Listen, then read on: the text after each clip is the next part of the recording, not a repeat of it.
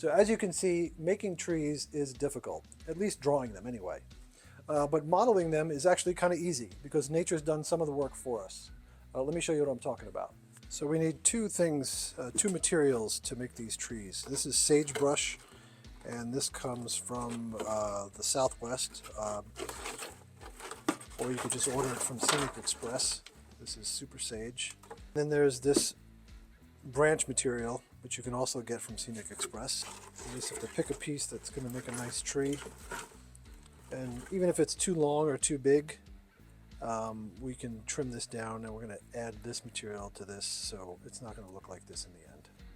So we've settled on this guy to work with here. And the first thing we need to do is make it so he stands up. And what we're going to use, you could use a little nail or a tack or something, or any kind of pin or wire, but I just take these push pins, break off the plastic,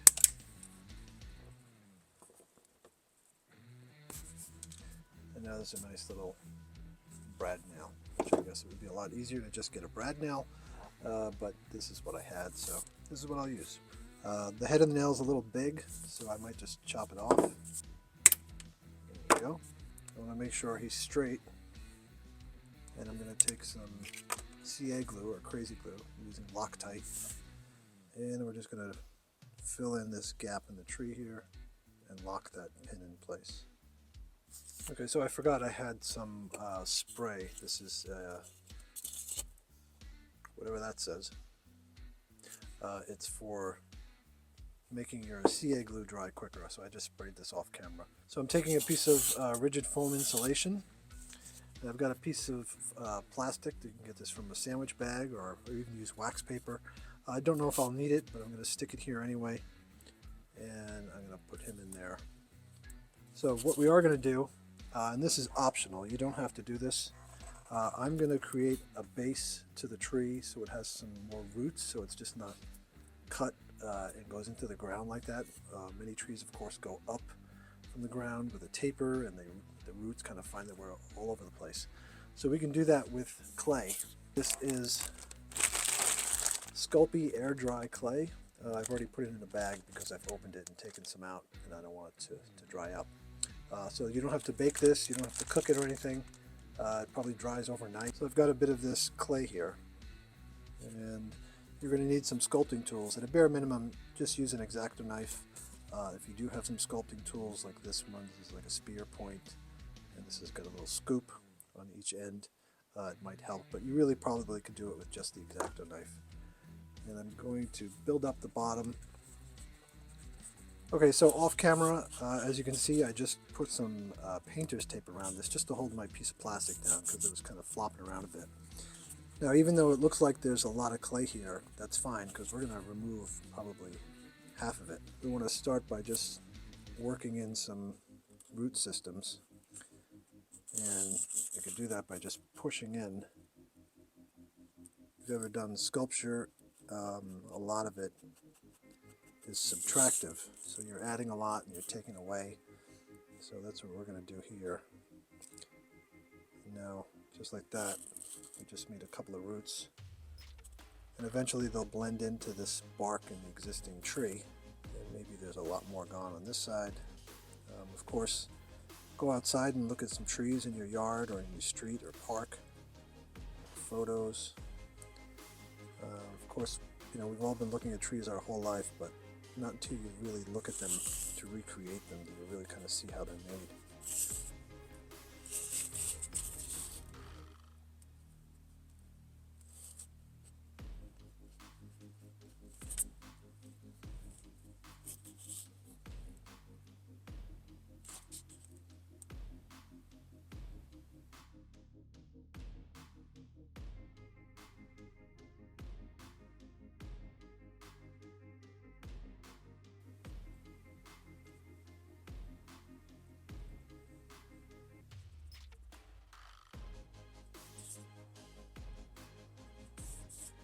So we do want to blend the clay up into the bark, press it in there so it's pretty thin. Now this side of the tree is a little empty. I know I chopped some of that off, but it doesn't mean we can't go back and add something. So you can take this clay, and now you can attach it. Right now it looks a little ridiculous. So we can smooth all this out.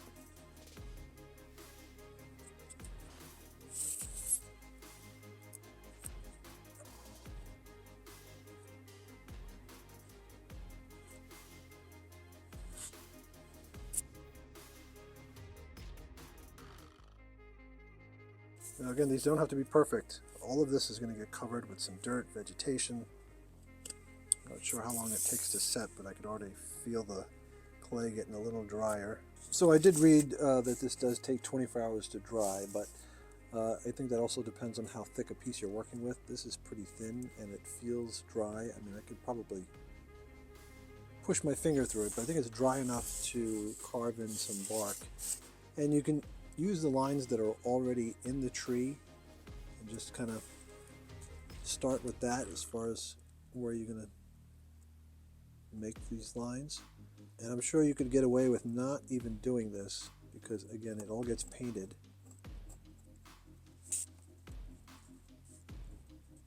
I've got a bit of white glue here. This is just Aleene's tacky glue right here, and I'm going to dip my brush in some water and just sort of get a bit of 50-50 wet glue here, and where the clay meets the tree I am just going to add some glue because I suspect that once this really dries thoroughly enough it might want to separate from each other, so the glue will help. So I know I should probably wait for this to dry a little bit more, but for the video I think it's okay. It's dry to touch. I'm going to use some acrylic paint, and today I'm going to use Mission Models paint. I've been trying these out and I'm really happy with the color and the thinness of the paint, and it's pretty good stuff. This is a dark rust. This is the light rust.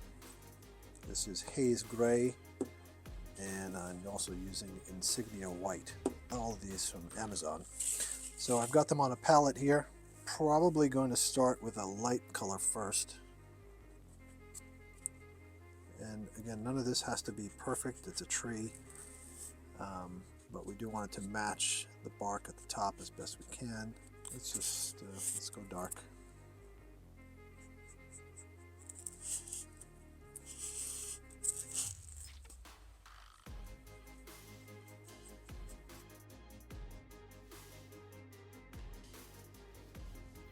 I am going to try some gray and see what happens, but I'm going to apply it like a dry brush to start. I don't want to go too crazy.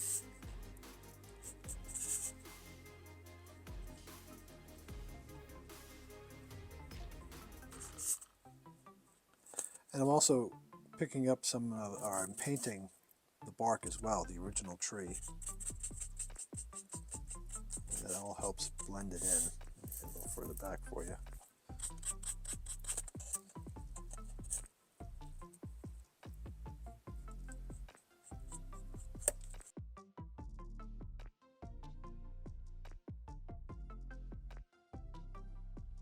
Okay, so I've actually got some Tamiya panel liner,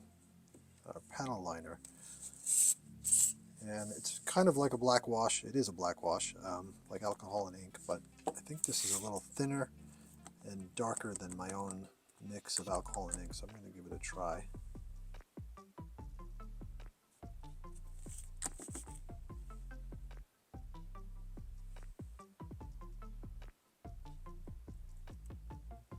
Yeah, I like that.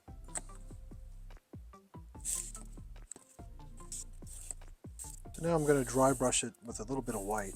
I'm pretty happy with how it is. You could probably just leave that, but the white will just give it a little bit more kick. I'm using matte white from Army Painter. Army Painter War Paints. These are also great. I love these.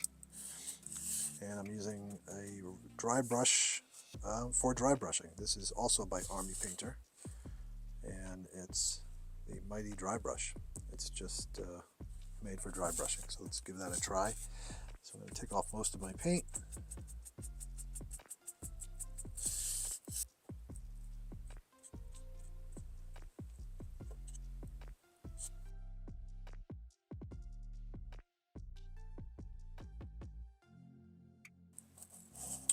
So now we need to clean up the tree a little bit. These little bits at the end right here, they're a little too big for HO scale, and they're just not the way a tree would look naturally. Everything gets thinner and thinner as the branches go out. Most of the time. It's not to say it couldn't be possible, but in HO scale they stand out a bit. So I'm just going to sort of preen all this extra stuff off.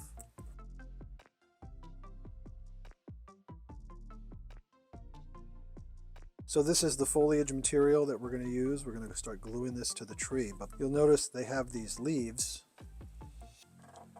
that are way out of scale and don't look anything like what we need. So we need to remove them. You could either use tweezers or your fingers if you can get in there. But this is what I'm talking about.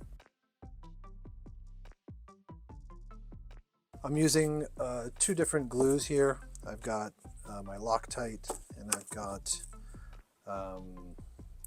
Guo Elephant. I don't even know where I got this from, but it's basically the same kind of glue. It might dry a little faster. So basically what we're doing is gluing these right to our tree.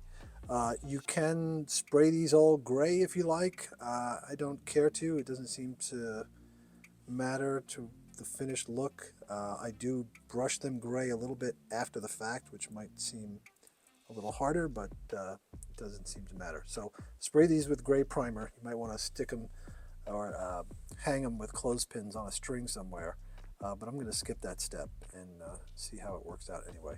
Start with a bigger piece and sort of imagine the shape of the tree. You want to fill it out, and like this piece, I would not do that. It just looks too unnatural. The tree would probably be hanging down, so I'm going to start there.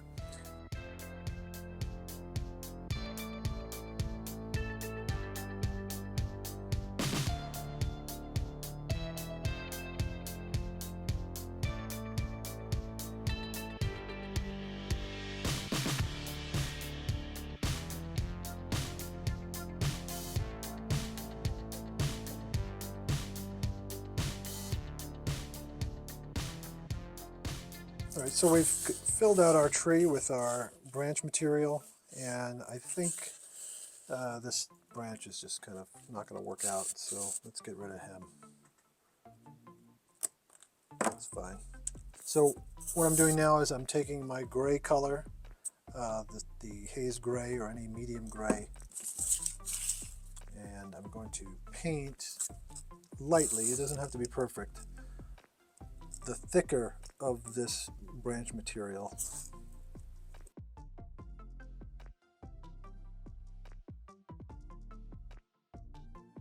So this is the part where the tree really becomes a tree. I'm going to use 3 different materials.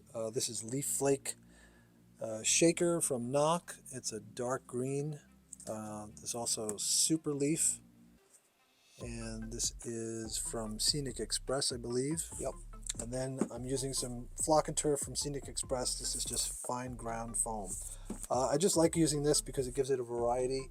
You don't want to just use one. Of course you can, and these come in very different colors. You could do autumn, you could do, you know, all kinds of shades of summer, late summer, and all that sort of thing. We need to get them to stick to our branches. You can use a number of things. A lot of people use hairspray, which is fine. I use matte varnish. This is from Army Painter. So using the matte varnish, it'll also kill the shine on the CA glue that I've used to secure all the branches. So that's another reason to do that. I don't know if the hairspray will do that. Hairspray might be shiny, it might be a gloss, but this will do the trick and make the whole thing a nice matte finish. So what I'm going to do is spray my branch material. Don't spray the trunk of the tree, although you will get some on there, but if you hold it upside down, you'll aim for mostly the branch material.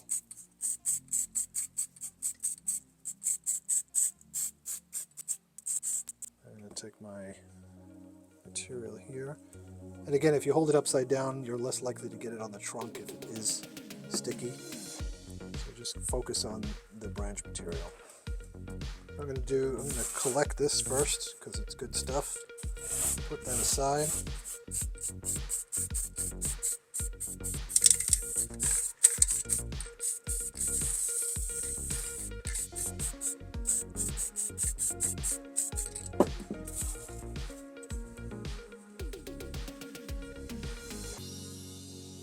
I'm going to switch foams here.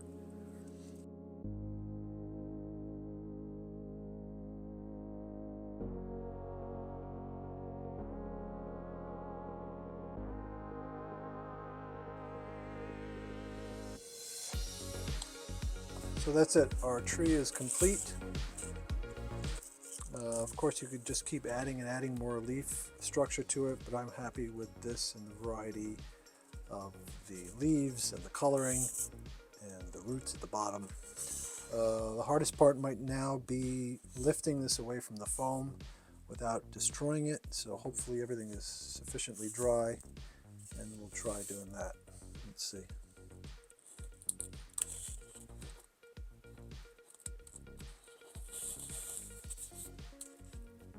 Great. We've got our pin at the bottom. It would have been nice if the pin was longer.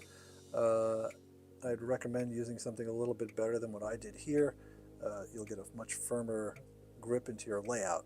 So we're going to have to find a home for this on the layout now.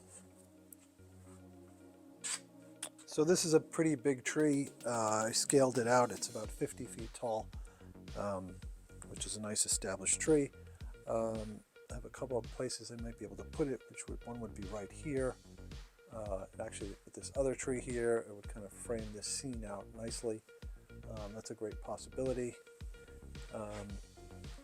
And let's just go move down here a little bit. Sorry for the noise. There's this little outcropping of land that comes out into the canal here. This would also be nice with this tree here, and really fill out this scene nicely. One thing I've also noticed, my Sculptamold isn't dry yet, which is actually kind of nice because if I wanted to, I could bend it and the roots will kind of conform to the hill that's here, which might be kind of nice.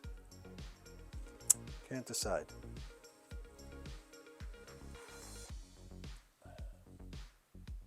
Well, give me a minute. Okay, so after much deliberation, the tree ended up on this side. It didn't work over by the scrapyard. Of course, I've got a big crane there, and it didn't seem too realistic that the crane would be swinging around and never hit that large tree. So this is where it's going. I blended it in with some scenery, just some dirt and some silfloor prairie tufts and some foam, added some details, and now it kind of really sits in there like it grew out of the ground. So when you blend your tree in, make sure you put some vegetation between sort of the fingers of each root. Not every single one, but just some that are sprouting through. I also added some trash. These are just some scrap wood boards, some posters, corrugated cardboard box. This is a 3D printed milk crate from Mini Prints, which is absolutely beautiful for the scale. It's incredible how much detail is in that. Look at the point of that pencil and how small that is. I added some bottles here and here. And again, like I said earlier, this bends down over the hill, so it really looks like it's rooted into the ground here. It's much different than just sticking a tree straight down like that. And it makes a big difference, especially in a foreground tree. Of course, you don't have to do this for all your trees, but if you did one or two, it would be kind of nice, especially up close towards the edge of the layout.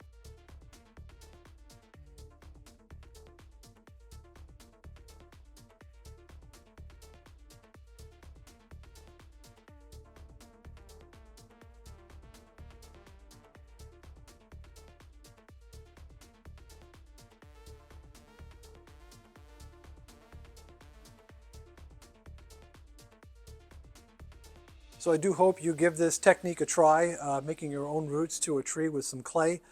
There are a couple of things I would have done differently. I definitely would have put a larger pin at the bottom just to make my life easier in working on the tree and planting it on the layout. So use either a longer nail, a piece of piano wire, whatever you come up with.